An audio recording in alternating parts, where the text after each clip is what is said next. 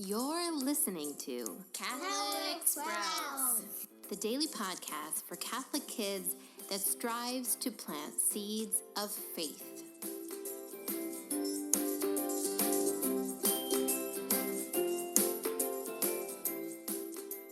Hey there, Sprouts. Today is Friday, August 23rd, 2019.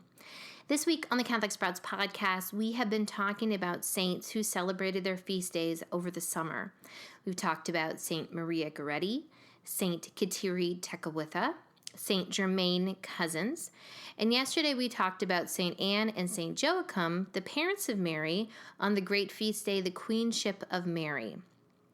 Today, we are going to actually talk about a saint who is celebrating a feast day today. That saint is Saint Rose of Lima. Now, before we talk about Saint Rose of Lima's life, I want to give you a little warning.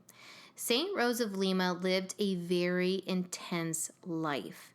She chose strict and oftentimes painful penances out of love for Jesus. Now, we might not all be called to live the strict, penance-filled life that Rose of Lima did, but I don't want you to completely write off what you hear about her. Sometimes we hear about saints that chose to suffer for Jesus, and we think that that's simply what people did a long time ago, and that it's out of fashion or is not necessary now. That isn't the case. Choosing to suffer for Jesus or accepting penances can be a very beautiful path to holiness. We need to always evaluate what these are and do them under the direction of a spiritual director.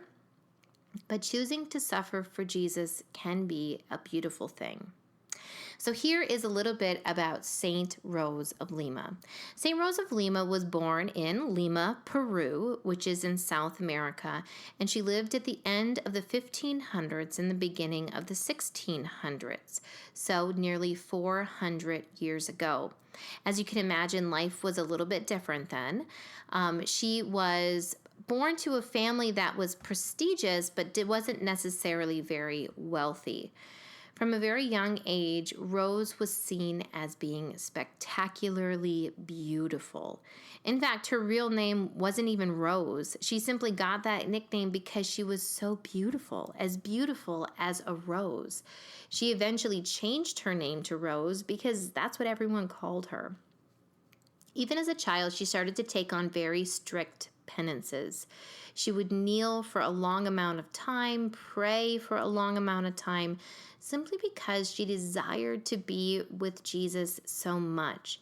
She was very attracted to what Jesus did on the cross, and she wanted very much to be with him in that, to suffer the little bit that she could so that she could understand what he did better and grow closer to him. As Saint Rose grew, she became even more beautiful, and very soon men from the village were saying that they were interested in marrying her. Her father was very happy to hear this, but Saint Rose was not happy to hear this. In fact, after hearing that people thought she was beautiful and wanted to marry her, she went and immediately cut her hair and rubbed pepper all over her face. So her face became red and ugly, and her hair was gone. Her father, of course, was very upset. Rose begged to leave and go become a nun, but her father strictly forbid her from doing this. Now, what's interesting is that even though St. Rose felt a strong call to be a nun, she never ran away from home, and she never disobeyed her father. She did, however, refuse to be married. She had made a vow to Jesus Christ that he alone would be her spouse, and she would never break that vow. Eventually, her father gave in and allowed her to build a small hermitage behind their house in their garden. She lived there separate from everyone, oftentimes praying all day. We hear from stories that she only slept 2 hours a night. Only 2 hours a night. Why? Because she didn't want to miss an opportunity to pray.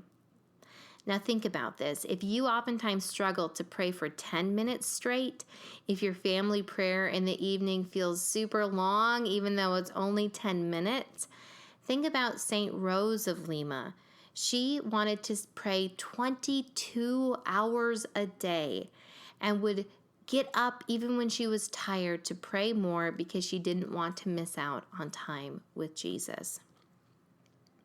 Now, St. Rose of Lima took on many penances so that she could understand and be closer to Jesus through his suffering.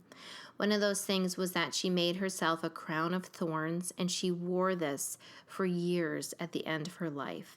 She wore an actual crown of thorns. As I said, we probably are all not called to the strict form of suffering. But, Sprouts, I have a challenge for you today. I want you to think about the way that St. Rose of Lima chose to suffer.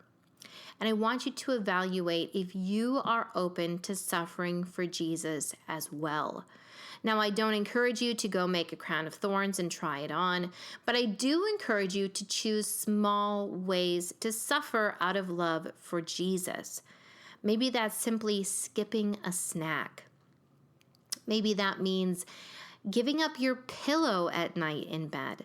None of these things will hurt us, but when we have that small irritation, it is a reminder of Jesus. Just as every time St. Rose of Lima felt those thorns cut into her head, her thoughts went back to Jesus, so every time you feel that tiniest little hunger in your stomach, and you have made a choice not to snack out of love for Jesus, your thoughts can also return to him. So, Sprouts, join me in the prayer asking that St. Rose of Lima intercede for you with God, that you may embrace suffering so that you might love Jesus better. That's it for Catholic Sprouts today. We'll be back tomorrow, but until then, continue to grow in your faith and truly sprout into the beautiful creation that God intended you to be.